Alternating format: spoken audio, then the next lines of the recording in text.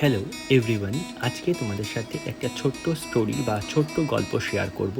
যেই গল্প বা কবিতাটির নাম মা জননী মা। 10 মাস 10 দিন আমায় ধরল পেটে যিনি, তিনি আমার মা। আদর সোহাগ মায়া দিয়ে করল বড় যিনি, তিনি আমার মা। কষ্ট করে ধৈর্য সয়ে হাঁটতে শেখান যিনি, তিনি আমার মা। মাতৃভাষায় অ আ ক খ পড়তে বলেন যিনি, তিনি আমার মা। কায়দা হাতে মক্ত পেতে রপ্ত করে যিনি, তিনি আমার মা।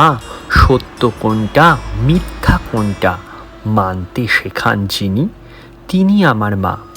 মুখটা দেখে মনের ভাবটা বলতে পারেন যিনি, তিনি আমার মা। প্রভুর কাছে আশা করি বেঁচে থাকুন হাজার বছর, বেঁচে থাকুন মা জননী মা। নমস্কার এভরিওয়ান, আজকের মা জননী মা ছোট্ট কবিতা শেয়ার করলাম।